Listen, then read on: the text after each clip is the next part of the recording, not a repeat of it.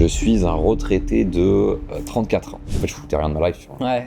Jeux vidéo, enfin, si tu joues aux jeux vidéo, toi, arrête ça, t'es une merde. Alors que là, t'es en train de te flinguer. Je joue encore à LoL, hein. Ah ouais, bah oui. Je vais jouer à TFT tout à l'heure. N'ayez jamais comme focus d'avoir une copine belle, quoi. C'est stupide. J'ai postulé à une école qui s'appelle Epitech à Lyon, mais ils m'ont dit c'est quoi Google? Je savais pas trop quoi leur répondre, tu vois. Et en fait, ils m'ont recalé. Ils t'ont dit c'est quoi Google? Ouais. T'étais là. J'ai dit c'est un truc où on va dessus et on recherche des mots, tu vois. Ils m'ont dit mais en fait tu pourrais aller à l'armée parce que tu veux bouger.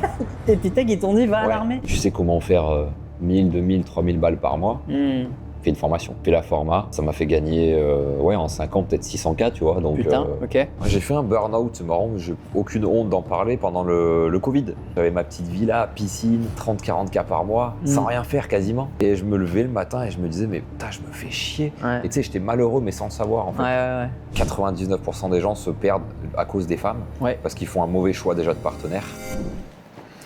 Salut à tous, bienvenue sur Le Reset, le podcast des entrepreneurs à Bangkok qui ont tout plaqué pour construire autre chose. Aujourd'hui, je suis avec un ami à moi, donc il va se passer beaucoup de choses, il y aura peut-être des private jokes. Cet ami s'appelle Pei Henry, c'est comme ça qu'il se fait appeler dans le milieu. Bijoutier, militaire, IMO, SEO, e-commerce, quoi d'autre ? Plein d'autres choses. Des centaines d'autres choses. Il y a sans doute d'autres choses qu'on va découvrir ensemble aujourd'hui. Pei, bonjour. Salut poulet, bonjour à tous et merci pour l'invitation déjà. Avec plaisir mec. T'as pas trop le vertige? Non, ça va. On l'avait dit en off, mais voilà. Depuis le tremblement de terre, Ouais. Je suis pas trop fan de la hauteur, mais ça va. Ok, super. Ça va. T'apprécies la vue? La vue, elle est appréciable. La vue est appréciable. T'as vu ce petit truc de Kenny où le journaliste lui dit « Elle est comment votre vie ?» Et il fait « Regarde la vue mec !» C'est un peu l'idée. On va parler de cette vie qu'on a de fou à Bangkok. Ouais. Pour ma part, je suis Max Desgarniers de Reset Lab, coach et hôte du Reset. Pei, présente-toi un peu à nous. Dis-nous un petit peu ce que tu fais. Je fais du e-commerce basé sur le référencement Google. Donc principalement, ça va être la création de sites e-commerce qui vont vendre des tables basses, des trucs que les gens ont souvent tendance à aller chercher sur les moteurs de recherche. Et voilà quoi, je vis en Thaïlande depuis un petit moment déjà. Je pense qu'on aura l'occasion d'en parler. Ouais. Et je suis un retraité de 34 ans. Un retraité de 34 ans? J'aime bien dire ça souvent en rigolant. Mais, là, t'es rentier là? Je suis pas rentier, je me considère pas rentré, parce qu'on veut toujours plus, tu vois. Mais voilà, on vit avec une belle vie quand même. Ouais. Donc, super. J'aime bien dire ça en rigolant. On va en discuter. Ça fait combien de temps que t'es ici en Thaïlande? Ça va faire 8 ans en décembre. Ok. Donc ça fait, ça passe vite. Hein. Ça passe vite, mais ça passe bien. Nous, on s'est rencontrés en 2019, c'était en fin 2019, quand moi je suis arrivé. Fin 2019? Ouais. Ok, d'accord. On s'est rencontrés fin 2019 et il y a pas mal de choses qui ont évolué depuis lors. Bah ouais mec, on a évolué, on a fait des trucs, puis on est... Ouais. C'est quoi le truc qui a le plus évolué depuis que tu es arrivé en Thaïlande? Très bonne question et dure à répondre, mais je te dirais la mentalité, façon de penser, peut-être plus... En fait, je pense qu'il y a un truc qui est vraiment... Je pense que tu l'as aussi. On est arrivé avec notre vieux cerveau de... Je peux dire l'insulte? Tu peux y aller. Vieux cerveau de merde de français. Moi, j'avais voyagé avant quand même. Mais j'avais quand même ce cerveau un petit peu de... Ouais, on est français. On est chauvin. Ouais. La France, c'est le meilleur pays. C'est chez nous, tu vois. Et tu vois, maintenant, je suis vachement plus ça va. Ouais. Ce qui veut dire?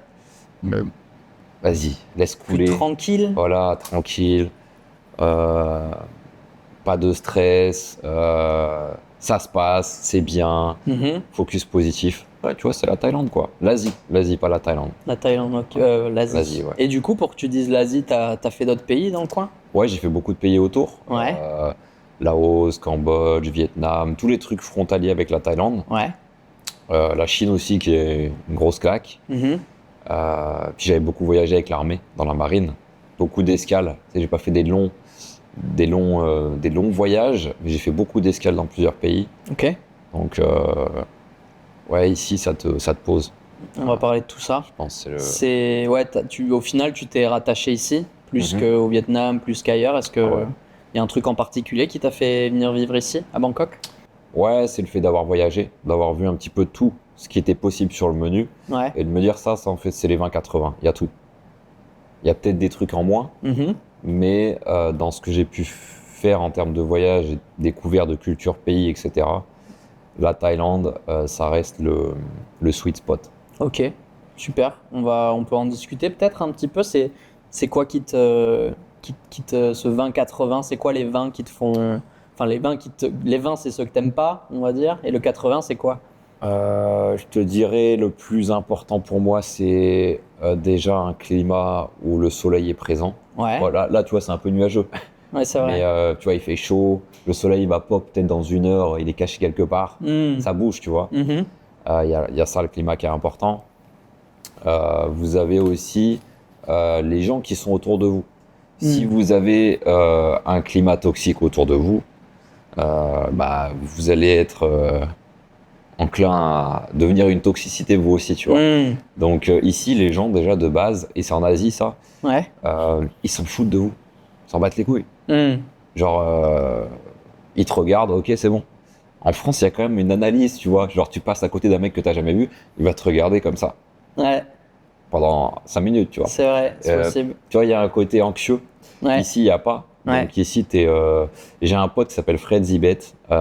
Il disait, en fait, quand tu viens en Thaïlande, pour la ref, pour ceux qui ont regardé Dragon Ball, t'es sur ton petit nuage de Dragon Ball et tu fais ta life, tu vois. C'est ça. Ok. Et voilà. Et puis, il y a le ratio, ce que je dépense pour ce que j'obtiens, qui est ouf. Et il y a aussi ce que je peux dépenser et ce que je peux obtenir qui est élevé. En France, pour le même montant, tu n'as pas le même résultat de choses que tu peux recevoir. Je te parle de massage, de bouffe, de services, des onsen, des saunas, des activités. Tu veux jouer au foot avec tes potes, enfin bref. C'est cet ensemble-là. Donc ces 3 trucs-là dont je t'ai mentionné, c'est les plus importants, je pense. Super. Et si c'est pas indiscret, tu dépenses combien une fourchette? Franchement, 0 compta. Ouais. Freestyle. Freestyle, mais je sais que forcément je dépense beaucoup parce que je mange européen quasiment tout le temps. Je mange quand même thaï. Faut pas mentir, je mange beaucoup thaï. Pas de crap pao, j'adore. Riz. Riz frit. Riz frit, poulet. Pas de thaï. On est quand même bien, tu payes 120 bahts. Par contre, tu vois, derrière, je peux gommer et je vais me faire un massage à 600-700 bahts, tu vois. Donc, je dépense, je pense... En fait, ça dépend. Si je vais en soirée et que je claque et qu'on met 30 000 bahts pour split à 3, non. On split à 3 et qu'on met 30 000 chacun, tu vois, ça fait une journée à 1 000 euros. Bien sûr. Tu vois. Donc, c'est complètement dépendant de mes sorties. Bien sûr. Si je sors pas, ça va. Mais tu peux vivre bien selon toi avec combien? Je pense avec 1 000 euros, tu fais ta life ici. 1 000 euros? Ouais, franchement. Tu sais, il y en a qui te disent, c'est impossible de vivre avec moins de 2 000 euros. Si. Moi, je pense que 1 000 euros, c'est léger. C'est un peu mon débat. Ok. Mais 1 500, c'est bien. En fait, je pense que ça dépend de où tu veux vivre. Mais si t'es un mec qui dit, vas-y, la France, ça me saoule un peu plus, tu viens à 20-30 minutes en dehors de Bangkok. Ma copine, là, elle vit à 60 km de Bangkok. Il y a des condos. Ça fait plus que 20-30 minutes, ça. Ouais, c'est un peu plus. Mais tu vois, en dehors de Bangkok... Déjà, 20-30 minutes, tu peux trouver des trucs bien pas chers. Tu payes des trucs à 5-10 000 bahts. Ça fait 200 euros. T'as piscine, salle de sport. Tu descends en bas, tu manges pour 100 bahts. Donc en vrai, un mec qui se dit, putain, j'en ai marre, en France, ça coûte cher. Tu peux venir en Thaïlande, au moins, tu as une piscine, une salle de sport et tu peux charbonner. C'est vrai. Tu vois, et tu fais des events où tu te déplaces et tu viens dans la ville. Donc en vrai, je pense que c'est faisable. Ouais, c'est faisable. Pour moi, 1 500, c'est quand même, tu peux te permettre de faire des sorties, tu peux te permettre plus. Ouais, c'est important. Mais 1 000 euros, si tu es vraiment en mode, faut que je me casse, ça peut le faire. Ça peut le faire. Ok, intéressant. Donc, tu es arrivé à Bangkok. T'en penses quoi, toi? Tu pourrais, par exemple, sortir, imagine, t'es vraiment, tu veux rester en Thaïlande. Moi, je me dis toujours, j'allais boire, mais c'est important, je me dis toujours, putain, si un jour je plaque tout, j'ai des apparts en France, je rentre pas en France, frérot. Si j'ai un jour, je suis en galère, j'ai fait je sais pas quoi, je rentre pas en France vivre dans mes apparts. C'est mort. Non, c'est sûr. Je reste ici, tu vois. Ouais. Donc, et je sais que je pourrais vivre pour 1000 balles. Ouais. Oui, Possible. bien sûr. Bah, tu sors de Bangkok déjà.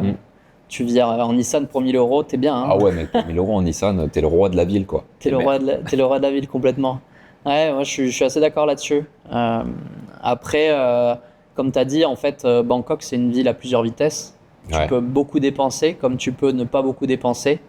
La range, elle est insane, hein, parce que de toute façon, tu vas dans la rue, hardcore. tu as un mec qui pousse son tuk-tuk de pad thai et il fait 500 bahts par jour, et à côté, tu as une Lambo qui passe. C'est ça. Le mec, il a dépensé peut-être 2 millions de dollars, hein, parce que les bagnoles ici, c'est 2-3 fois plus cher qu'en Europe. Il y a des gens qui sont blindés ici, et c'est pas des Français, c'est pas des Européens. Non, ça c'est sûr. C'est des Thaïs, c'est des Chinois. Ouais, complètement. Ok, intéressant. Parle-nous un petit peu peut-être de ton parcours. Moi, j'ai appris que tu avais été bijoutier. Ouais. Donc voilà, on en apprend tous les jours sur ses copains. Donc bijoutier, tu as parlé de quoi? De l'art? Tu as parlé d'une formation de l'art ou je sais pas quoi? C'était quoi ça? Pour te la faire courte, je vais essayer d'y aller en mode short résumé. Ouais, vas-y. Quand j'étais jeune, j'étais un footeur de merde, tu vois. Je me suis fait virer de 3 collèges quand j'étais gamin. Ouais. Et j'ai même fait foyer d'accueil à un moment. Et à 16 ans, ils m'ont dit fais un CAP. Alors tu sais, c'est un peu le truc, vas-y, on va le mettre là-dedans. Et du coup, ils se sont dit, il va pas faire un bac, lui, il va pas faire tous ces trucs-là. Donc ils m'ont foutu dans un CAP et j'ai fait plein de stages avant le CAP. J'ai testé plein de métiers. Ouais. Et bijoutier, tu vois, c'était dans ma ville. C'était le patron de ma mère. Elle faisait le ménage chez lui, dans sa maison. Ouais. Et elle a dit un jour, tiens, mon fils, est-ce qu'il pourrait essayer de faire un stage chez vous? C'est ma mère, en fait, qui a trouvé ce métier-là pour moi. Qui a trouvé ton stage. Et du coup, j'ai fait ce métier-là. Parce que, en vrai, c'était posé, c'était dans ma ville. J'avais un petit taf, je faisais mon truc. Et surtout, à la fin, je rentrais, je pouvais jouer à mes jeux vidéo, tu vois. D'accord. Je pouvais jouer à World of Warcraft. C'était ma life. Et donc, j'ai fait ça pendant 4 ans. Et j'ai pas eu le CAP. Et d'ailleurs, tu vois, c'est un truc de ouf. Et je l'ai fait 2 fois, je l'ai pas eu. T'as raté 2 fois le CAP? Ouais. Et genre, il y a 1 an, à peu près. Je savais pas que c'était possible. Attends, c'est pas fini. Il y a 1 an, non, mais je suis un sgeg, hein, franchement. Il y a 1 an, j'étais en call avec ma mère, tu vois. Et sur Google Meet, en call? Ouais, sur Messenger. Ok. Et je discute avec elle et je dis, putain, ouais, t'as vu, même moi, je rate tout. Parce qu'on parlait de ma petite sœur, bref. Ouais. Et t'as vu, même moi, je rate tout, puis je peux quand même réussir, tu vois. Ouais. Je dis, j'ai raté 1 fois le CAP, puis je l'ai eu au bout du 2e. Elle me dit, mais non, tu l'as jamais eu. T'avais oublié que t'avais pas eu toi. Je l'ai pas eu, mec. Et donc. Là, t'as pas de diplôme. Non, j'ai pas de diplôme. T'es mort. J'ai le brevet des collèges. Ça va. Brevet des collèges. C'est dur, hein, maintenant, le brevet. C'est chaud, hein. Je suis fier de moi. C'est le seul que j'ai, donc. Ouais, bah écoute, tu peux mettre ça dans ton CV. Et donc, j'ai fait ça pendant 4 ans. Ouais. Et au bout de 4 ans, ça m'a saoulé. Et j'étais vraiment un sgeg. Franchement, c'était. Mais c'était quoi? T'étais dans tu faisais le bijou? Je faisais le bijou, tu vois. J'étais sur un établi avec à limer, couper. Tu travaillais de l'or? Ouais, dans mon atelier, on était sur de la joaillerie, je dirais semi-luxe. On faisait argent et plaqué or. Ouais. Donc c'est du laiton qui est plaqué en fait. Ok. Et voilà, c'était la marque Jourdan. Il y avait une grosse marque de chaussures qui s'appelait Jourdan. On faisait la sous-marque des bijoux. D'accord. Et ouais, je passais ma vie en fait à jouer aux jeux vidéo. Et à la fin, j'ai bossé 1 an et mon frère qui vit à Tahiti, il me dit, frérot, vas-y, viens à Tahiti. Parce que il voyait que je foutais rien de ma life. Tu vois. Ouais. Jeux vidéo, enfin, si tu joues aux jeux vidéo, toi, arrête ça, t'es une merde. Alors que là, t'es en train de te flinguer. Je joue encore à LoL. Hein. Ouais, bah oui. Je vais jouer à TFT tout à l'heure. Ouais, je sais. D'ailleurs, un des mecs les plus blindés que je connaisse, il est master. Il est passé master sur 250 TFT. LP sur TFT. Ouais. Et ouais, du coup, mon frère m'a dit, mais t'es une merde. Enfin, il m'a pas dit, mais il m'a fait comprendre. Bien sûr. Du coup, je suis allé à Tahiti. J'ai vécu 1 an. Ça m'a pété le cerveau. Et c'est après que j'ai un petit peu enclenché le. Ouais, tu t'es dit, bon, il va falloir commencer à partir de France, de la métropole. Ouais. C'est quoi, toi, le déclic d'ailleurs? Parce qu'on n'en parle pas. Moi, je connais ton historique. Je sais que tu as été musicien, tu as fait plein de trucs. Ouais. C'est quoi qui t'a fait déclencher en mode. De partir à l'étranger? Ouais. C'était au Joubert. C'est un très bon ami à moi. On a très bon pote en commun. Bah ouais. Et en fait, moi, je connaissais ce mec qui était entrepreneur, qui commençait à faire ses sous pas mal en ligne dans le dropshipping. Je le connaissais depuis Bordeaux, ma ville de il m'a dit, ma hometown. Et en fait, il m'a dit, je vais en Thaïlande là, je vais voir ce que ça donne. Je pars en éclaireur. Bah, vas-y, très bien. Et puis 3 mois plus tard, il me fait, je reviens en France, faire mes valises et je repars. Ah ouais. Et en gros, après, il est revenu ici et il me dit, Max, viens faire quelques mois, etc. Et à ce moment-là, donc c'était en 2019, dans l'année 2019, j'avais cette activité qui marchait pas mal, où je faisais des vidéos et des images pour déjà, je me souviens. Des créas, quelques collabs de temps en temps sur de l'e-com. Et en fait, je me suis dit, vas-y, pourquoi pas, je fais déjà mon argent en ligne, pourquoi pas aller voir, visiter pendant 2-3 mois ce que ça donne. Et donc ça fait 7 ans. Ça fait 7 ans que je suis là. On a tous ce même problème, ouais. C'est ça. Ce problème, cette solution, ce plaisir de, tu découvres et tu te dis, en fait, je peux pas revivre comme avant, quoi. Ouais. Je peux pas revivre comme avant. Il y a trop de liberté, il y a trop de facilité. C'est dur de.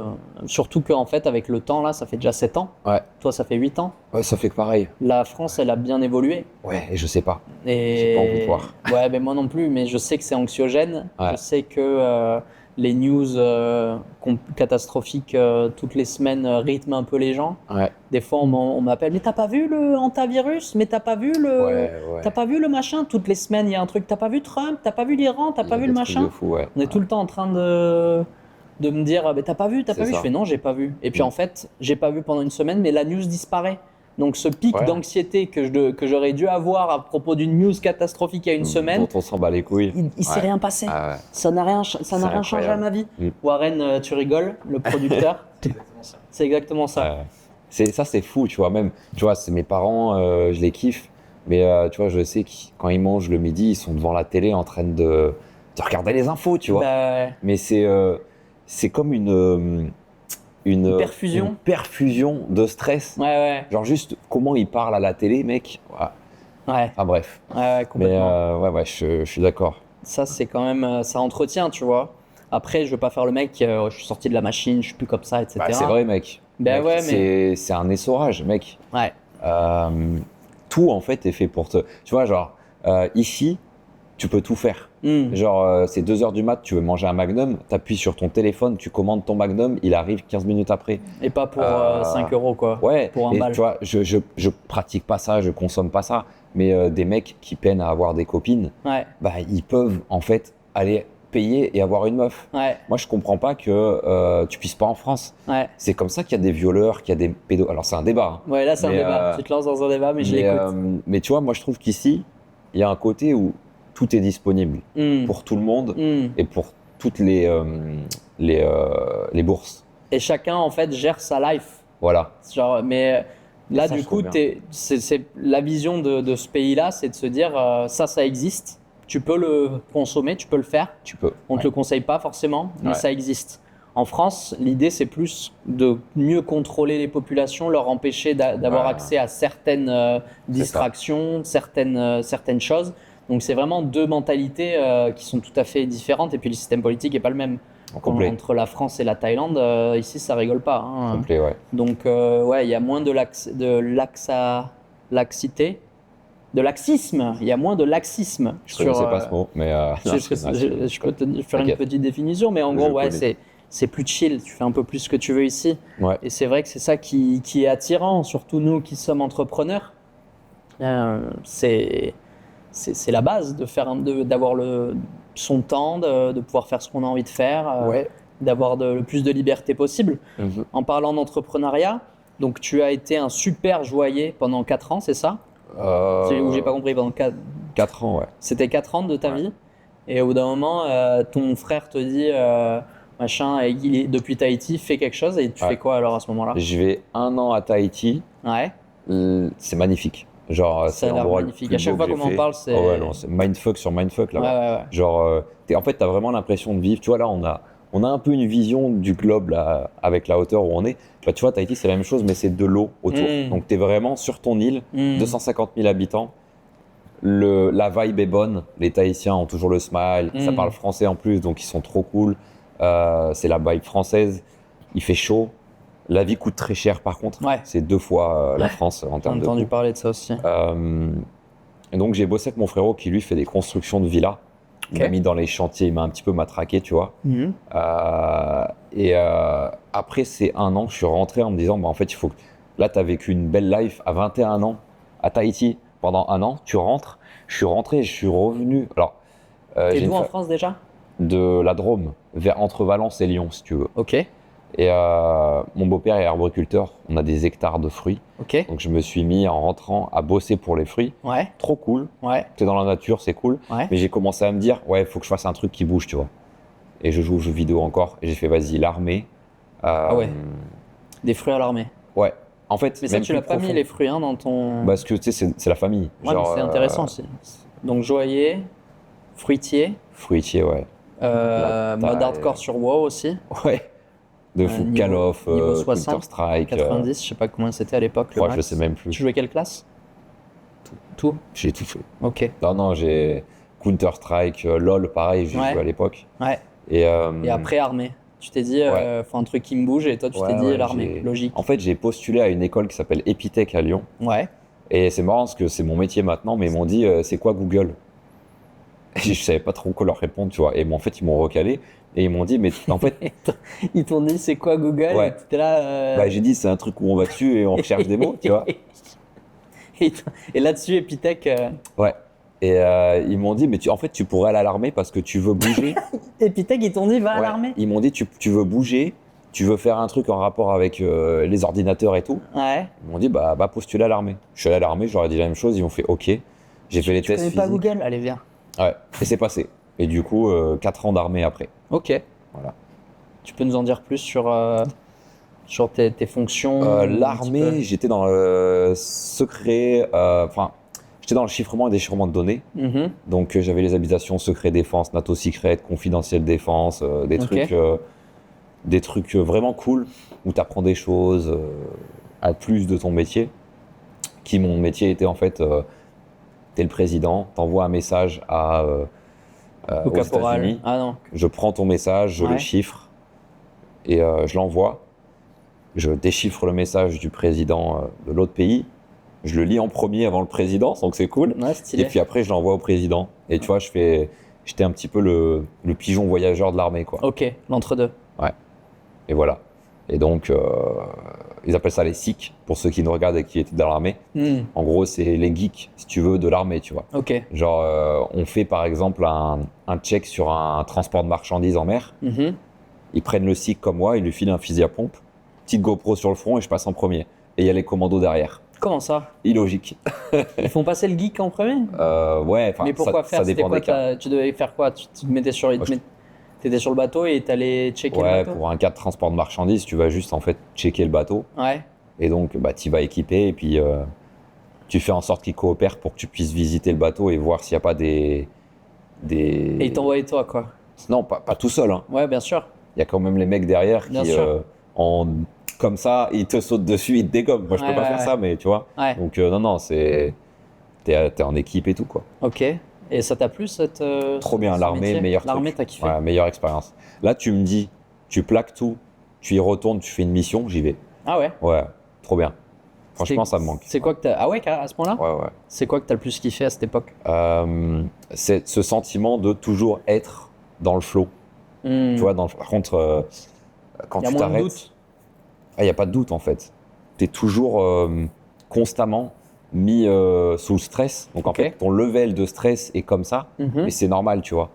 Donc, et tu vois, c'est aussi un des trucs que j'ai entendu, que j'ai vu dans des films et entendu dans d'autres discussions, c'est que tu as pu l'avoir ce truc-là toi aussi, en tant qu'entrepreneur. Des fois, tu as des grosses phases de taf, deep, et puis quand tu fais plus rien, tu es là en mode putain, je me fais chier, Bien sûr. tu vois. Hmm. Et c'est aussi pour ça que toi, tu as eu tes phases aussi où tu as geeké.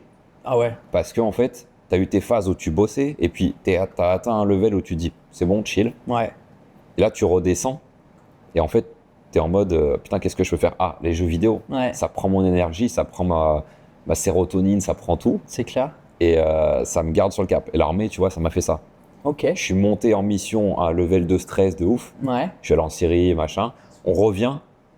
Waouh. C'est quoi le truc le plus... Est-ce que tu peux nous dire peut-être le truc le plus chaud que t'as Il vécu? y a des trucs que je peux pas dire parce que j'ai habité secret défense. Bien sûr. Et donc, je peux choper une peine de prison si je dis des trucs. De toute façon, tu vas pas retourner en France, ça va. Ouais, mais ils peuvent venir me chercher, mec. Ah ouais? Ouais. Non, ça risque rien. J'ai pas vécu des trucs de ouf. Extradition. Mais si, à Dinotique de la série, quand on était en mission, c'était pendant le. Comment on appelle ça? La mission à Romanche, hein. On appelle ça comme ça, moi. C'était chaud, en fait, tout le long, parce que tu avais le groupe aéronaval russe qui venait. Il y a des trucs que je peux pas dire. Mais, on a eu des postes de combat, des trucs. T'as été un peu sous le feu, quoi. Ouais, tout le temps. En fait, pour le moindre truc, poste de combat, donc tu dors, 4h du mat, tu viens de finir ton quart de 4h, alarme incendie qui s'active, t'as pas le droit de dormir. Faut que tu fasses l'exercice incendie à 4h du mat, tu vois. Tu vois, c'est que des trucs comme ça. D'accord. Même s'il n'y a pas dans l'armée, même s'il n'y a pas de guerre, entre guillemets, là, déclenchée, tu simules la guerre pour être prêt si ça arrive, tu vois. Donc, s'il y a des gens qui sont dans l'armée, dans les services comme pompiers, flics, gendarmes, tout ça, c'est la même chose, tu vois. Tu es toujours soumis au stress pour que le jour où ça arrive, ton cerveau se dise c'est normal. Ouais, bien sûr. Ouais. Et voilà. Excellent. Donc l'armée, tu recommandes aux gens qui sont un peu paumés? Ouais, c'est un mec qui nous regarde, qui a moins de... C'est combien pour être recruté? Je crois que c'est en dessous de 24 ans. Ouais. Qui aurait par exemple envie de faire un truc mais qui sait pas. Tu fais l'armée, tu stacks de l'argent. Alors par contre, oublie tes relations sociales. Genre c'est très dur d'avoir une copine à l'armée. Sauf... Non, pas sauf, c'est dur. C'est dur tout court. Par contre, ce qui est bien, c'est que tu stacks. Tu peux lire plein de bouquins entre tes pauses, machin. Enfin, tu vois, tu as quand même un setup où tu bouges, tu vas tirer, tu fais du sport. Enfin, c'est healthy comme écosystème. Tu vois. Ouais, ça, j'ai l'impression. Donc ouais. Ok. Et alors, du coup, comment t'en es arrivé à faire de l'e-com au final? T'as fait combien de temps à l'armée? Tu peux 4 le répéter? 4 ans aussi. Donc 4 ans joaillier, 1 an de fruits, 4 ans d'armée. Ouais, en fait, avant ma dernière année à l'armée, j'ai investi dans l'immobilier. C'était mon idée de base avant d'entrer à l'armée, c'était vas-y, je fais militaire, je stack, je mets de l'argent de côté, j'achète de la pierre. Et à 35-40 ans, je suis rentier. Easy, le setup, n'importe qui peut le faire. Genre, j'ai pas d'argent, t'économises, tu gardes 10K sur ton compte, tu vas voir la banque, personne te refuse si t'as 10K sur ton compte tu vois, pour un prêt avec apport ou pas. Donc j'ai acheté 2 appartes et en fait, c'est moi, j'ai fait des calculs. Je me suis dit, en fait, à 50 ans, en fait, je suis rentier. Et j'avais 25 ans. J'ai fait, c'est mort, j'attends pas 25 ans. Et j'avais déjà voyagé en Thaïlande avant. J'avais fait une permission et mon frère m'a dit, vas-y, viens en Thaïlande, un peu comme Théo Joub. Il m'a dit, viens en Thaïlande, viens voir. Il m'a déjà fait voir Tahiti, donc je lui fais confiance, tu vois. Et j'arrive là, déjà, mindfuck. Et je suis rentré de permission. Et j'ai dit à tous mes collègues à l'armée, bon, je me casse, c'est mort. Et je suis tombé sur une pub de la même formation que notre collègue Théo Joub a suivi. Enfin libre de Sébastien Cerise et Anthony Taylor, le poteau. Je l'ai acheté combien? 1600 €, je crois. Ça m'a foutu dans la merde de ouf. Genre, j'avais acheté un appart, j'avais plus d'oseille et tout. Mais ouais, pour le coup, acheter des formations, acheter des accompagnements, c'est rentable de ouf. Et j'ai suivi ça en mode... En fait, j'ai fait confiance. J'ai fermé ma gueule, je me suis dit, vas-y, il me vend ça, je vois que ça fait de l'argent. Je ferme ma gueule, j'y vais go all-in et j'applique. J'ai appliqué, ça a marché. J'ai adapté avec ma sauce SEO. D'accord. Et après, je suis venu ici direct. Ok. Voilà. Et très bien. Donc, tu as réussi à faire ton argent en ligne? Avant de partir, ouais. Avant de partir. Et après, tu es arrivé ici, donc il y a maintenant 7-8 ans. Et depuis lors, tu fais que du SEO en e-commerce? J'ai fait plein de trucs. J'ai fait SEO, puis j'ai rencontré Théophile Hélier, qui m'a dit mais mec, du coup, tu pourrais vendre en fait ta strat. Genre, tu sais comment faire 1000, 2000, 3000 balles par mois. Fais une formation. J'ai fait la format. Ça m'a fait gagner en 5 ans peut-être 600K, tu vois. Donc, putain, ok. C'est worth it, tu vois. Donc j'ai suivi sa formation. Il m'a dit tiens, je te file ma formation. C'était quoi sa format? Moi, c'était une format de comment monter sa formation. Et je l'ai appliqué, boum. Parce que les gens, en fait, si tu as envie d'aider les gens et que tu les aides vraiment, ils s'achètent. Bien sûr. Alors, tu vois, c'est comme toi, Reset Lab.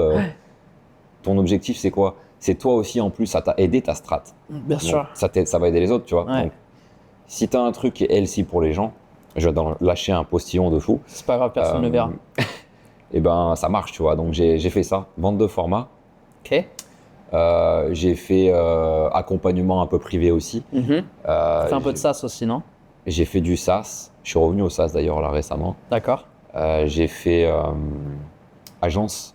Ça m'a saoulé. Ouais. J'ai pas envie de traiter avec les humains en fait. Ouais, je comprends. Je peux aider les gens, tu vois. Genre, je prends un cas, un mec qui veut que je l'accompagne pour, qui monte son business. Je kiffe parce que c'est un one-to-one, je l'aide. Mais agence, travailler pour un client, ouais, ça me casse les couilles. Ouais. Donc voilà. Ok. Et voilà. Et e-commerce, SEO. J'ai mes shops. Ça me sauve le cul depuis 7 ans. Des fois, tu vois, je fais moins de chiffres avec la vente de format. Des fois, je faisais moins de chiffres avec l'agence. Mes shops sont toujours là. Ils tournent, ils font de l'oseille. Voilà. Ok. Donc, très bien. Ouais, tu peux te reposer sur tes shops qui sont en SEO. Ouais, c'est vraiment le plus passif, le plus stable que j'ai pu tester. Vis-à-vis du SEO, moi, je suis curieux. L'IA aujourd'hui, comment ça impacte ton business? Parce que c'est vrai que les gens, peut-être, ils demandent à ChatGPT maintenant ou à Claude pour trouver leurs objets, ou c'est peut-être juste une toute petite partie finalement? Ouais. Bah moi, maintenant, ça fait plusieurs mois que j'ai plugué tous mes business sur Claude Code. Ok. Et je travaille plus sans lui.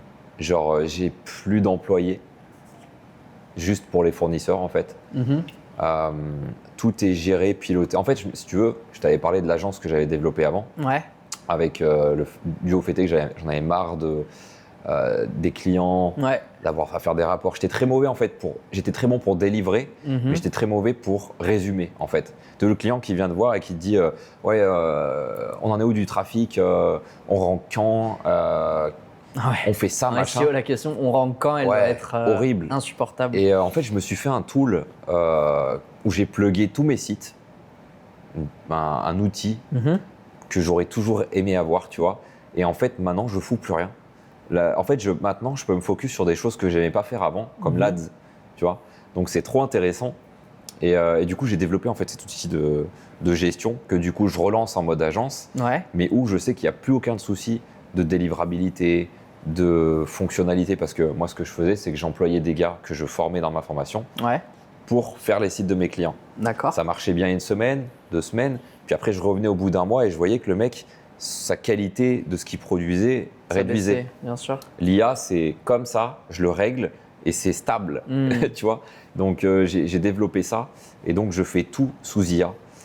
Tout mon SEO est fait par rapport à mes règles et la plupart des règles que la plupart des bons SEO font pour leurs e-commerce. Donc, tout est réglé sur une horloge. J'ai plus rien à faire. Et en fait, du coup, je peux juste me concentrer maintenant sur trouver des clients, les plugger sur mon outil. Et ils ont leur rapport, ils ont l'IA qui analyse tout. Enfin, c'est une dinguerie. Donc, ça crée aussi des articles, on va dire, j'imagine. Ça fait tout. Ça optimise les pages produits des produits, les collections, le maillage interne global du site. Donc, en gros, c'est plus technique, mais en gros, ça fait en sorte que le site soit tout bien entoilé comme une toile d'araignée, tu vois. Ça fait les articles de blog à un niveau que j'ai jamais pu faire, même moi, en faisant le truc moi-même, tu vois. Donc, mes sites, là, ils se portent super bien, du coup, grâce à ça. Putain. J'améliore de fou le niveau du site. Alors, vous pouvez taper sur Google un exemple, bouddha-bouddhisme.com. C'est un site que j'utilise en cas d'école sur le bouddhisme. Donc, c'est marrant, je le garde. Le site, tu vois, il est hyper propre. Full IA. Full IA, ouais. J'ai tout refait en IA, là. Et ça, si ça intéresse des gens de bosser avec toi, on leur met ton contact? Ouais, sur Insta. De toute façon, je te follow, donc ils peuvent me retrouver dans tes followers. Je te mettrai un lien en dessous dans la description. Et ça, tu le vends alors maintenant Ouais, je le vends parce qu'en fait, je me suis dit, le truc, c'est que je bosse l'outil pour moi. C'est ma R&D à moi. Donc, je fais marcher l'outil pour moi, les mises à jour pour moi. S'il y a un mec qui vient se plug derrière… Tu fais pas des mises à jour pour des mecs, tu les fais pour toi et le mec qui vient se plugger, j'ai 20 shops à moi qui sont plugués sur l'outil. Ils marchent pour moi. Donc, quand je vois un truc en marketing à appliquer en plus sur mon SEO, etc. Le client, il est plugué sur une boutique, il en bénéficie. Donc, je me dis, bah, vas-y, je fais un plan à 400 balles, par exemple. Je dis pas les prix corrects, mais je fais un plan à 400 balles. Bah, voilà, le mec loue une place de parking chez moi. j'ai mes 20 places de parking, il y en a 150, vas-y, tu vois. Ok, Voilà. super. Et pour le futur du SEO vis-à-vis de l'IA, Ouais. donc c'était plutôt ça ma question initiale. Donc tu m'as parlé un peu des deux en même temps. Ok. Tu m'as parlé de productivité, d'outils que tu utilises, le Cloud Code, c'est grave intéressant. De plus en plus de gens doivent s'intéresser à Cloud Code pour créer leurs propres outils. D'ailleurs, c'est comme ça que je vois la plupart des gens créer des dashboards, créer des fonctionnalités que tu ne trouves pas ailleurs pour leur business à eux, par curiosité au début, puis par addiction. J'avais vu des mèmes qui disaient que Cloud Code, c'était un peu comme Modern Warfare 2 en 2010.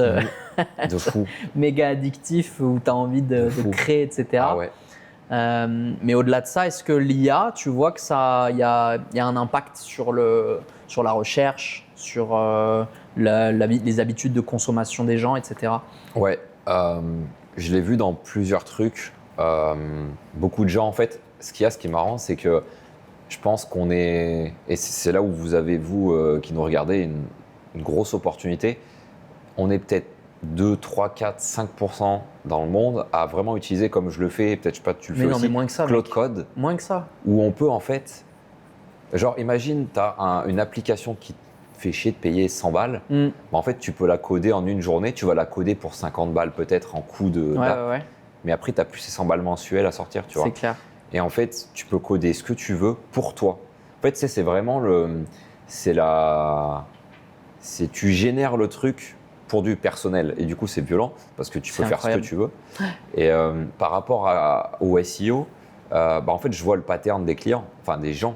La plupart utilisent ChatGPT pour trouver des billets d'avion, pour recommander des plans de voyage. Je viens à Bangkok 5 jours. Ça, je le vois souvent. Qu'est-ce que je fais ma copine qui est thaï, je la vois, je lui pose une question, je dis va sur ChatGPT, c'est marrant, mais va sur ChatGPT et fais-moi voir ça. Et en fait, elle va sur Google et en fait, c'est les réponses IA génératives de Google qu'elle me montre. Bien sûr. Et donc, tu vois, c'est plus pour ça. Et ça nique pas trop les visites Il y a un pourcentage de trafic qui est réduit, mais le CA n'est pas réduit. En fait, ça qui est marrant, c'est que moins de visites. Ouais, je pense que pour la partie e-commerce, les gens ont toujours. En fait, je pense que c'est les habitudes. Pendant 5-10 ans encore, les gens ont encore leur habitude d'aller sur Google, taper un truc et retrouver le site pour le chercher, pour l'acheter. Par exemple, tu vas acheter un écran pour taffer, tu vas aller sur un comparatif, tu vas comparer 4-5 écrans. Sur Google Shopping. Voilà, Google Shopping, t'achètes. Ouais, ou des comparatifs, des articles SEO au final. Par contre, je vois un truc qui se différencie, c'est il y a beaucoup de gens qui achètent via ChatGPT. J'ai lancé une marque de vêtements aux US. J'ai fait 8 ventes en un mois, alors que le site a 2 mois. Full ChatGPT. Ok. Genre les gens achètent via ChatGPT. Je n'ai pas compris. Et t'as ranké direct sur. Donc, Et ça, tu fais des choses exprès pour pouvoir ranker sur ChatGPT? Tu optimises le SEO. C'est tout. Tu optimises le SEO. Vu que ChatGPT utilise Google. Voilà. Le ChatGPT se base sur les j'ai plus le mot, les SERP de Google. D'accord. Donc, tu es référencé sur Google avec ton shop. ChatGPT va te référencer. Donc, en fait, si vous ne l'avez pas fait, faites du SEO, quoi. Parce que ça vous sera utile pour le futur si y en a un avec l'IA. Et dans 5-10 ans, comment tu vois les choses? Très bonne question. Bon, après, je pense que même moi, tu me demandes, c'est partout, on ne sait pas. Mais je pense qu'il y aura du référencement toujours. C'est une bibliothèque, en fait, Google. C'est, tiens, tu veux ça, il faut que tu ailles là, parce qu'il y a ce chemin-là. C'est le moteur de recherche, c'est une sorte de carte. Ce sera pour toujours. Ouais. Yavox, c'est quoi alors? Yavox, c'est mon agence SEO AI avec mon outil et mon accompagnement. D'accord. En gros, j'ai une communauté comme toi, Reset Lab. Moi, j'ai ma commu où les gens ils rejoignent la commu et en fait, je partage tout ce que je fais, mes outils. Si le mec il veut les mêmes outils que moi, je partage en fait les fichiers MD. Pour ceux qui connaissent pas, en gros, c'est une sorte de prompt gigantesque que tu envoies à ton cloud et ça peut créer le même outil que j'ai pour mes shops. Voilà. Aujourd'hui, tu kiffes ton taf? En fait, c'est marrant. J'y ai pensé il y a pas longtemps, mais depuis que je suis gamin, je joue aux jeux vidéo. Et donc, je me lève, j'allume l'ordi et je joue. Et en fait, mon taf, c'est la même chose. Genre, je me lève, j'allume l'ordi et je joue. Il n'y a pas de différence. Ah, génial. Ok. Donc, des fois, ça me saoule. Ouais. Mais ce qui est bien, c'est que je fais ce que je veux. Donc, si ça me saoule, je lance une partie de TFT, j'en fais 1, 2. c'est bon, après je reviens et je taffe. On m'a dit que t'étais pas fou sur TFT. Ah, je suis platine, ça va. C'est pas mal, mais C'est pas mal. j'ai ouï dire que tu gérais mal ton économie. On passera ça.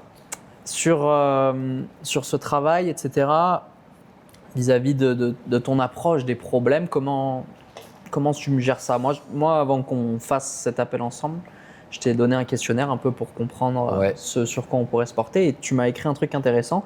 Tu as écrit « défonce les problèmes ».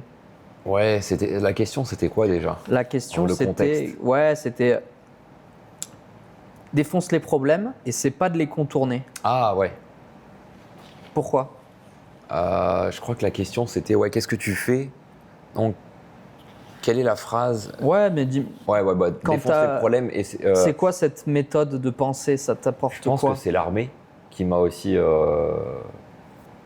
qui m'a mis ça dans la tête parce que tu sais genre tu commences à parler blablabla machin. Non. Alors tu sais c'est un mot aussi, essayer. Ouais. Je vais essayer. Ouais. Ça tu l'as banni de ton vocabulaire? En fait c'est tu le fais ou tu le fais pas quoi. Ouais.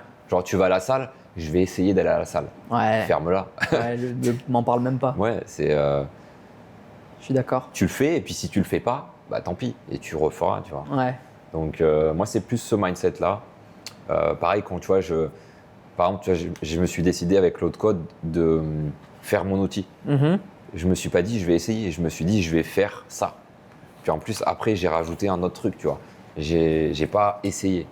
Donc contourner les problèmes, c'est je trouve que ça sert à rien, tu vois. Pour toi, c'est quoi contourner un problème? C'est quel genre de comportement? Tu vois, typiquement des soucis de discipline ou quelqu'un, tu vois, je te prends un exemple. Je suis gros ou je suis maigre. Tu vois, moi je suis hyper skinny. C'est comme ça, c'est ma génétique. Ouais. Donc, ça, c'est contourner le problème. Ouais. C'est contourner le problème. Ok. Donc tu contournes pas. Soit tu es OK avec ça. Ouais. Et donc ça sort de ta tête et voilà. Soit tu changes le truc, tu vois. Et donc il y a beaucoup de gens d'ailleurs, tu vois, c'est une mentalité qu'on a en France aussi, tu vois. En fait, on va même pas taper les problèmes en France. Je sais pas. Mais moi, c'est plus, vas-y, fonce dans le tas, quoi. Ok. C'est la mentalité, quoi. Ok, genre prends le truc à bras le corps, face-le, et fais-le. Force-toi, quoi. C'est ça. Fais ta nuit blanche de taf. Ça marche pas, dors pas. Ok. Et tu vas te coucher quand ça marche. Ok. Alors après si t'as des gamins, si t'as une femme qui s'attend au lit, bon, tu fais ton truc. Mais moi, c'était pour toi, si t'es solo, que t'as pas de meuf, que t'as pas de situation ou que t'as pas de responsabilité, c'est le bon moment pour envoyer. Parce que tu vois, je sais pas comment t'es toi, mais moi, tu vois, j'ai 34 ans. Je suis en Thaïlande depuis 8 ans. Ça m'arrive encore de faire des nuits blanches, tu vois, des fois. J'ai envie de faire un truc, pas nuit blanche, tu vois, mais je me couche à 4-5 heures, tu vois. Parce qu'il faut faire des trucs, tu vois, des fois. Ok. Voilà. Et ici en Thaïlande, du coup, c'est quoi ton rythme de vie? Il te convient? Ça te tire vers le haut? Ah ouais, de fou, ouais. Ouais. Ah ouais. Tu vis comment? Je vis bien. Je vis bien. Non, mais on a un bon lifestyle. Hein. Je veux dire, en termes de santé, de rythme de coucher, de sport, de ta santé physique et mentale, tu la gères bien ici à Bangkok? Ouais, la santé mentale, je la gère très bien. J'ai fait un burn-out, c'est marrant, j'ai aucune honte d'en parler pendant le Covid. Ok. Pendant le Covid? Ouais, j'étais avec mon ancienne copine. Ouais. Qui était en fait tout ce que j'avais rêvé d'avoir en termes physiques. Genre le truc. Bien sûr. N'ayez jamais comme focus d'avoir une copine belle, quoi. C'est stupide. Et moi, j'avais ça, j'avais ma petite villa, piscine. Je faisais mes petites 30-40 K par mois, sans rien faire quasiment. Et je me levais le matin et je me disais, mais pourquoi je fais ça? Putain, je me fais chier. Ouais. Et tu sais, j'étais malheureux, mais sans le savoir, en fait. Ouais. Je m'embrouillais avec ma copine avec qui je m'entendais pas, en fait. C'était juste physique, la relation, tu vois. Et vis-à-vis de toi-même, ça se traduisait comment? Burn-out. Genre, pas la motivation de te lever? Ah ouais, pas la motive, envie de rien faire. Jeux vidéo, et pas heureux en plus dans les jeux vidéo. Enfin, ouais, juste pour survivre, quoi. Et en fait, suite à ça, en fait, je me suis bien mis à la culture asiate thaï, tu vois, où en mode ça va chill, tu vois. Ouais. L'alcool aussi. Ok. Je bois plus. Ouais. quasiment plus. Si, je me mets des énormes caisses une fois tous les 3-4 mois, tu vois. D'accord. Enfin, des énormes caisses. Tout est relatif, quoi. Mais une bonne caisse quand même. Ouais, je rentre chez moi, je suis mort. Ouais. Et je sais pas qui c'est qui est à côté de moi, tu vois. Mais ça, je vais arrêter parce que, voilà, je suis T'es en sage. couple? Ouais. Super. Donc, je pense que maintenant, comme toi, on a notre routine ici. Et la routine est bonne, on fait notre sport. Le sport, c'est bon pour tout. Pour tout. Ouais. Juste pour se vider la tête déjà. Pour déstresser, c'est le meilleur outil pour bien se sentir. On a des trucs comme des onsen, des saunas qui sont parfaits aussi pour la santé. Des piscines, c'est relaxant de ouf. Des massages, des bonnes bouffes. Donc en fait, il y a tout l'écosystème pour être bien. C'est vrai. Et ça, cet écosystème, tu as réussi à l'avoir dès le début quand tu arrives en Thaïlande? Non, moi j'ai tout testé. Ok. J'ai tout testé en termes d'écosystème. L'écosystème Nana Plaza? Plutôt Soy11? Non. À l'époque? Ouais, on a beaucoup fait. On a beaucoup sorti. Ouais. On est beaucoup sorti. Ouais. On a fait beaucoup de choses. On a vraiment fait les 400 coups. Et ça, chez les expats, c'est un peu le schéma classique. Ouais, c'est ça, ouais, je pense. C'est le schéma. Et puis, tu sais, on pourrait leur dire, tu vois, non, vas-y pas. En fait, il faut les laisser faire leur truc, tu vois. Parce qu'on l'a fait. On l'a fait, mais il y a un moment où il ne faut plus le faire, quoi. Ouais. Mais on le sait, tu vois. Ouais. Alors, et je pense que, tu vois, faut pas dire aux gens, n'allez pas à Khao San Road, je déteste cet endroit-là. Moi aussi. Mais n'y allez pas, parce que je l'ai fait et ça vous fait kiffer, allez-y, parce qu'on n'est pas dans la même phase de vie, tu vois. Donc, mais ça, tu le vois pas des fois chez des expats qu'ils sont toujours sur le même disque depuis 3 ans, 4 ans à faire de la merde?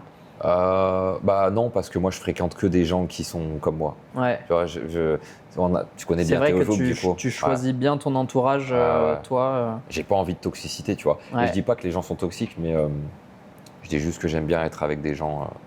Il y a des gens ici sur Bangkok que des fois tu te dis ils sont toxiques, j'ai pas envie de traîner avec eux. Pas toxiques. Parce que je pense pas que les gens sont toxiques. Je pense juste qu'on n'a pas le même. Que c'est pas le genre de personne avec qui je traînerais, tout simplement. J'ai pas d'avis négatif auprès des gens, tu vois. Je suis pas. Ils font leur life. Ok. Donc pour toi. Et toi? Je t'ai posé la question. Tu veux me poser la question? Ouais. Quel est ton avis là-dessus? Sur les gens de manière générale ou le rythme de vie, ce genre de choses? Les deux. Les deux questions que tu m'as posées à la suite, là, ouais. Bah, déjà, vis-à-vis de la ville et du rythme de vie, je pense c'est des phases. Ouais. Évidemment, quand tu arrives en Thaïlande et que tu as ce niveau de liberté et ce niveau de fame, quoi, d'attraction que tu n'as pas eu par le passé, c'est naturel de vouloir en profiter un certain temps. Après, je pense qu'il y a un temps à tout. Il faut gagner en maturité dans ce pays, sinon il est aval, quoi. Ouais. Surtout Bangkok. Ah ouais. Donc moi je connais des mecs qui ont capoute aussi, hein, qui ont fait de la merde, qui sont rentrés. Si tu as envie de durer ici, en fait, il faut faire le travail sur soi, quoi. Ça exacerbe vraiment les personnes, quoi. Bah, tu vois, je te coupe, pardon, mais c'est vraiment important d'en parler, mais il y a un problème qui est majeur ici, c'est quand même l'accès aux femmes, qui est vraiment. Si tu es en France, tu n'as pas conscience de ça. Ouais. Et ici, en fait, on est des hommes. Et c'est vraiment au top de ce qu'un homme a besoin, tu vois. Ouais. Les relations charnelles. Ouais. Et donc, 99% des gens se perdent à cause des femmes, parce qu'ils font un mauvais choix déjà de partenaire. Ça arrive souvent. Ok, oui. C'est arrivé plein de fois. Et ça vient d'eux. Bah, bien sûr, c'est pas la meuf, c'est eux. Donc il y a ça qui est problématique, tu vois. Ouais. Et en plus, ça, tu rajoutes à ça l'alcool ou les drogues. Les mecs ils partent en couille, ouais. Donc ça, c'est important. C'est réel. Toi, je sais que tu bois pas beaucoup, tu te drogues pas. Non. Donc t'as pas ce problème-là. J'ai arrêté. Ouais, la weed. La weed, je fumais pendant longtemps. Et les petits, je me rappelle à une époque aussi, tu prenais les gummies, les edibles. Ça encore, en vrai, je trouve que, tu vois, tu fais des journées de taf.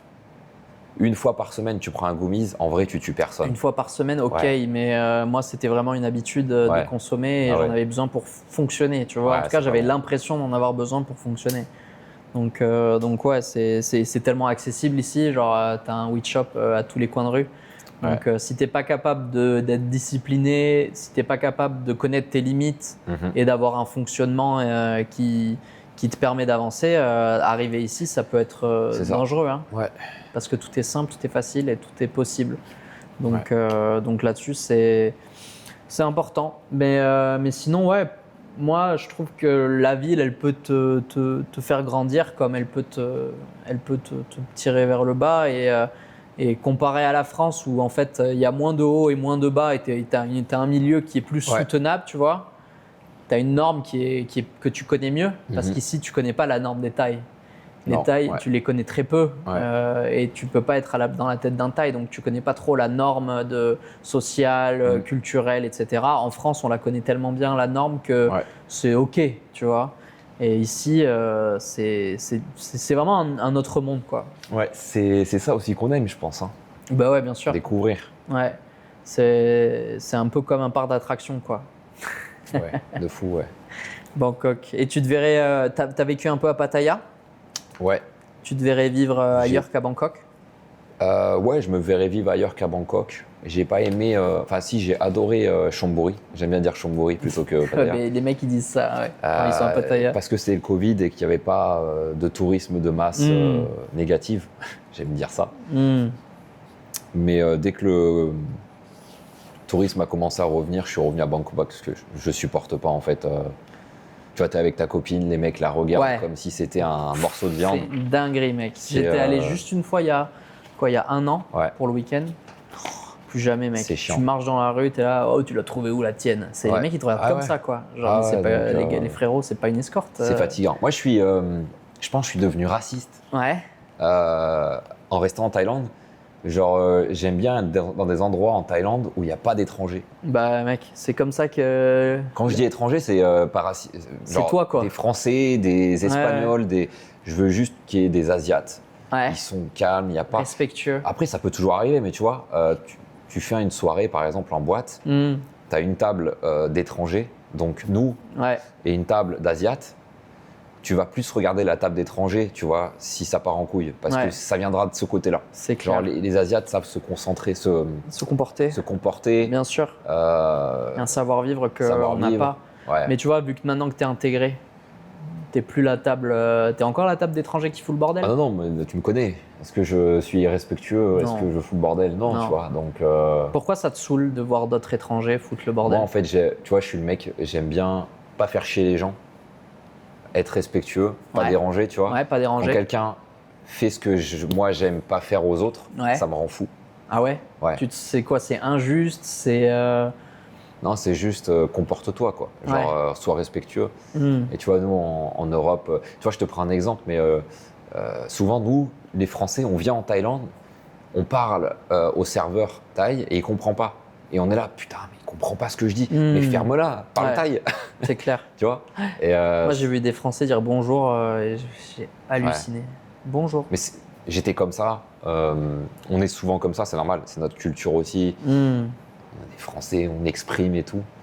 C'est normal. Et tu t'entends mieux avec les entrepreneurs ici que les touristes? Ouais, moi, je m'entends avec tout le monde, en fait. Ok. C'est juste que des fois, j'entends des trucs je me dis dans ma tête, wow. Genre quoi? Non, mais je peux pas te donner d'exemple comme ça. Ouais. Il n'y a rien qui me vient là, mais des fois, ouais, ça me rend fou, quoi. Et aujourd'hui, tu dirais que c'est quoi qui a le plus changé entre la version de toi quand tu es arrivé en Thaïlande et aujourd'hui? L'âge. L'âge? Mais mec, je me sens comme j'ai 34 ans, j'ai l'impression d'avoir le même âge, je te jure. Ah, donc ça n'a pas changé? Ouais, non, en fait, je fais ce que je veux, mais contrôlé. Voilà, c'est ça. Alors, tu vois, maintenant, je vais plus me mettre une caisse. Je bois plus d'alcool, à part une bière, un petit peu de champagne quand on sort en soirée. Ouais. Y a le contrôle, c'est tout. En fait, c'est le pays de 26 ans, mais maintenant contrôlé. Ok. C'est tout. D'accord. Si je veux sortir un soir, je peux sortir avec mes potes. Je vais rentrer plus tôt parce que je veux faire ma gym demain. J'ai le Whoop qui me dit c'est rouge, j'aime pas. Tu vois, tous ces trucs. T'aimes bien le Whoop? Ouais, c'est bien. Ça t'aide? Ça m'aide, ça me permet de me connaître mieux. Ok.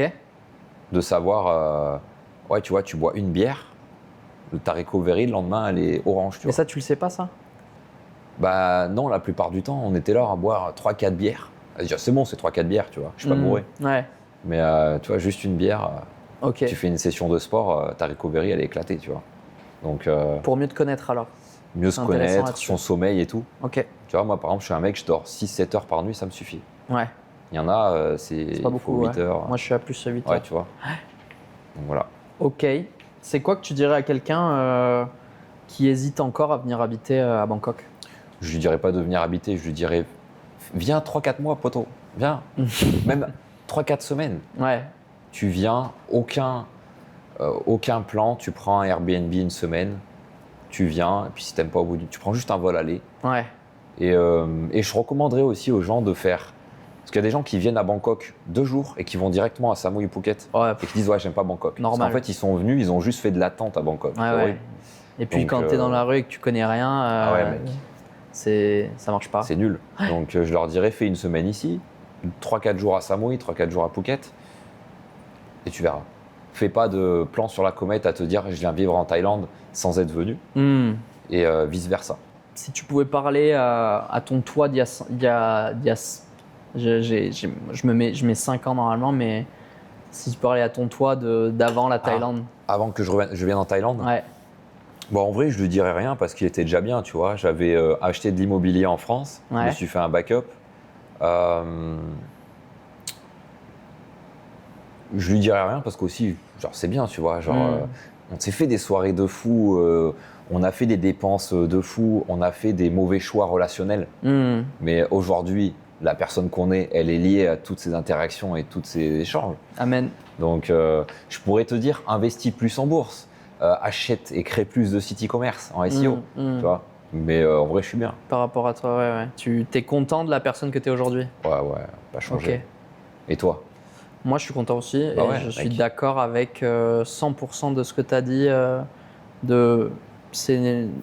C'est nos bonnes et nos mauvaises expériences. Ouais. Et cette expérience-là, que ça dépend comment tu la visualises, quel spectre, quelles lunettes tu mets. Mais en vrai, elles ont toutes servi à devenir la personne qu'on est Une aujourd'hui. question que je te pose, toi, ton accompagnement Reset Lab, est-ce que tu pourrais être apte, si tu n'aurais pas fait toutes ces erreurs relationnelles, comment on appelle ça? De choix personnels. De choix, etc. Bah non, Ouais. tu n'aurais pas eu cette expérience et cette connaissance.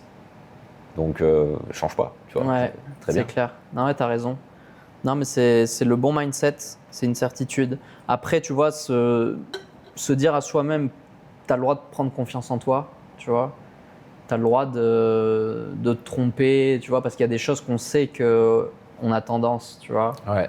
Donc ça peut être, je dis pas de pas refaire, mais peut-être orienter un petit peu différemment, tu vois, genre un conseil général, parce que les gens ils attendent souvent le bon moment, les étoiles alignées Ouais, y a pour pas. lancer des trucs, tu Ça vois. n'existe pas, ça. Hein. On le sait. Bah, ouais, mais bon, la semaine prochaine, mec, là j'ai plus mon travail, donc je vais pouvoir me concentrer à 100%, donc j'attends la semaine prochaine. Ah, c'est débile. Et Moi, puis je faisais. je tombe malade et puis. Tu sais que je faisais 24 heures de service à l'armée. Ouais. Quand j'étais au central opérationnel de Toulon, 24 heures, je sortais le matin à 8 heures. Je prenais du Red Bull, du café et je bossais jusqu'à Sur 3 tes heures sites du de mat. drop? Ouais, je créais mes sites. Ouais. Donc les gens, ouais, je suis fatigué. Me la Parce que fais pas. t'es vraiment fatigué. Me la fais pas. Ouais. Ça veut dire que t'as pas faim en fait. T'as pas la dalle vraiment. Ouais. Je pense. Faut avoir faim quoi. Et là, est-ce que ton niveau de faim, est-ce qu'il a évolué? Je me suis rassasié et je sais me contrôler en fait. Tu vois. Avant, je faisais de l'argent pour être libre. Maintenant que j'ai la liberté depuis quand même pas mal de temps, je fais de l'argent pour garder cette liberté et l'améliorer en fait. Ok. C'est tout. Et aujourd'hui, stagner, ça te dérange ou est-ce que tu... Ben non, parce qu'en fait, je pense que on stagne pas. Tu vois. C'est D'accord. comme, tu vois, avant, je prenais pas de jour de repos. Ça me faisait chier. J'étais avec ma meuf, je prenais un jour à un endroit pour me reposer. 4 heures. Ça me saoulait. Ouais. Maintenant, en fait, je me dis, bah c'est bien, tu vois. Ouais. Je prends une jour de repos, chill. Je vais bosser encore mieux. Je vais avoir un meilleur mindset quand je vais revenir et que je vais allumer l'ordi et que je vais bosser. Ouais. Ça me vide la tête, tu vois. Ouais.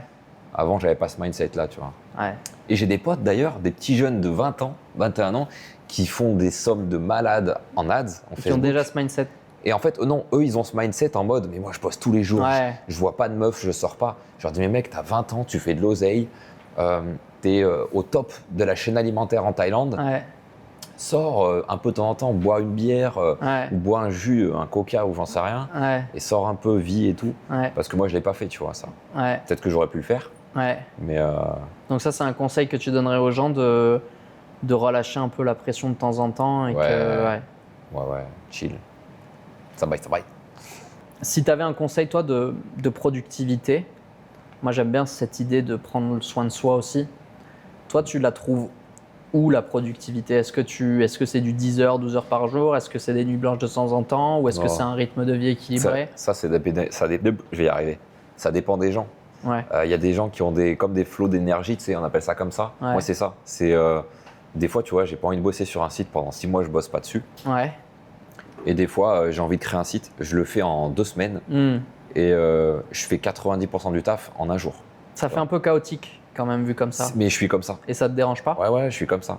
Et bien. Je pense que j'ai toujours fait comme ça. À l'armée, tu vois, tu as des phases calmes, tu fais ta routine de taf, puis d'un coup, poste de combat, tu es en mode à fond, ça redescend. Je sais pas, je suis un peu dans ce style-là. En fait, si j'ai pas l'énergie… Tu t'en es rendu compte comment que tu fonctionnais comme ça? Ouais, ça avec le temps, ça fait longtemps. Ça fait 8 ans que je fais du e-commerce et du SEO. Donc je connais en fait mon truc, mais j'ai toujours en fait mon plat de travail qui est fait, tu vois. Donc et avant, c'était comme ça, tu vois. Maintenant, c'est comme ça. Parce que j'ai toujours ma base où je sais qu'il faut que je fasse des trucs. J'ai ma to-do list, ça je pense que c'est le plus important. Tu vois, il y a un truc… un test que vous pouvez faire à Claude ou à ChatGPT, vous lui posez la question de qu'est-ce qu'il ferait en fait tous les jours pour avoir la meilleure visu de qui il est et qu'est-ce qu'il devrait faire. Et en fait, Claude, ChatGPT et DeepSeek sortent la même réponse. En fait, tous les jours, ce que je ferais, c'est que je prendrais un bloc-notes, un papier, et je marquerais ce que j'ai fait, ce que je suis content d'avoir fait, ce que je suis content de ne pas avoir fait, ce que j'ai oublié de faire, ce que j'ai volontairement pas fait parce que j'avais pas envie de le faire. Et en fait, juste en lisant ça, ton cerveau, il se rend compte que il y a plein de trucs que tu snobs. Super. Et en fait, au fur et à mesure où tu fais ça, tu vas te rendre compte que tu vas t'améliorer de jour en jour et tu vas plus avoir… Ouais, voilà. Et c'est un exercice tout bête, tu vois. Ça prend 2 minutes et ça te… Super. Ça te permet de te connaître, ouais. Ok, c'est presque du journaling en fait. Ouais, mais je pense que le journaling, beaucoup le boycottent, mais c'est le meilleur truc. J'en parle avec sur le dernier podcast aussi avec Thomas. C'est un super outil. Ok, génial. On s'approche de la fin de ce podcast tranquillement. Est-ce que toi, il y a quelque chose en particulier que tu es fier d'avoir construit jusqu'ici? Ouais, tu vois, ma life, j'ai une bonne vie, j'ai des bons potes. Tu vois, je suis heureux de ça, tu vois. Genre demain, tu me dis, tu perds tout l'argent que tu as fait. Non, tu gardes tout l'argent que tu as fait. Ou tu perds. Et tu perds tout ça, tu te retrouves en France dans une villa, mais tu connais personne, tu n'as plus rien. Ou alors, tu perds tout ton argent, mais tu gardes tout le réseau que tu as, les potes. Je crois que tu t'es trompé. Soit tu gardes tout ton argent, mais tu vas en France. Soit tu perds tout ton argent, mais tu gardes tes potes. Ouais, voilà. C'est pas ce que tu as dit. Ah, ok, tu m'as compris. J'ai compris. Et moi, je fais un reset. Parce que, en fait, tu peux… Avec le réseau qu'on a, et on a un réseau quand même qui est solide, tu vois. On a des bonnes compétences dans tous les skills. Full stack. Tu sais que tu peux lancer un truc dès demain qui part et qui fait 10K par mois, tu vois, en quelques mois de taf, tu vois. Donc… tu choisis le réseau, les connaissances, les potes. C'est ça, c'est le plus important. Ok. Donc c'est ça, pour moi, c'est vraiment le truc dont je suis le plus fier. Et toi, c'est quoi? Moi, le truc que j'ai construit, c'est Reset Lab. On va pas se mentir. Aider des gens et des entrepreneurs qui s'auto-sabotent à arrêter de s'auto-saboter, reprendre confiance et vivre la vie qu'ils rêvent de vivre. Est-ce que c'est satisfaisant pour toi? Ouais, de fou. Ça te fait plaisir de voir qu'un mec, il a écouté ce que tu lui as dit de faire et sa vie est mieux. Ouais, et même qu'il s'est écouté lui-même, tu vois. Il y a le travail que je fais énormément, c'est les gens accélèrent sans lâcher le frein. Et quand tu commences à comprendre ce qui te ralentit et ce qui te freine, c'est là que les résultats ils explosent. Donc moi c'est ça que je kiffe, c'est le contact humain. Tu vois, j'ai fait des créas, j'ai fait de l'e-commerce. C'est nul. J'en ai rien à foutre.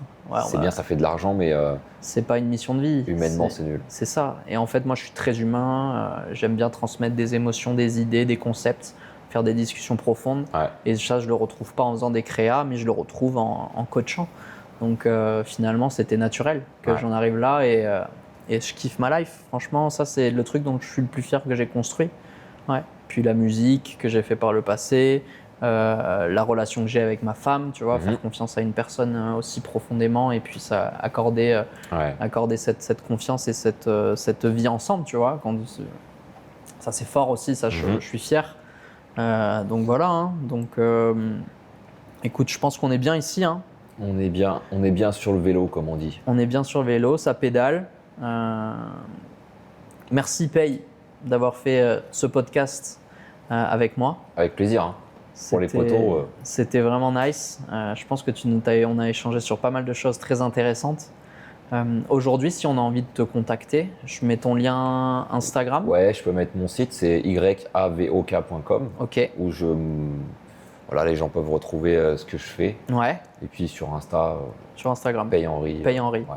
Ok, bah, ce sera dans la description. Pour ma part, si vous voulez me retrouver, c'est Max Desgarniers, c'est juste en dessous. Ouais, faites pas chier, abonnez-vous quoi. Genre, ouais, abonnez-vous partout. On l'a pas dit, mais enfin les gars, s'il y a des podcasts comme ça, c'est cool. Vous voyez un petit peu l'expérience de plein de gars. Ouais. C'est trop bien. Moi, je kifferais à l'époque, tu vois, on était encore en France, nous. Il n'y avait pas des podcasts comme ça où, tu vois, des mecs de Dubaï, de Bangkok, des trucs comme ça peuvent échanger sur leur. C'est clair. De manière très honnête, en plus. Ah ouais, là, vous êtes brut de décoffrage. J'aurais pu avoir la même conversation avec Pay. Sans caméra. Les caméras fermées. Grave. Donc, j'espère que vous avez pris de la valeur, appris des choses. Et du coup, suivez-nous sur les différents réseaux. Vous pouvez aussi retrouver le podcast sur Spotify. Le Reset, suivez-nous, suivez le travail. En tout cas, je vous remercie d'avoir regardé jusqu'ici. Merci Pay à nouveau. Au plaisir. À la prochaine et merci de nous avoir suivis.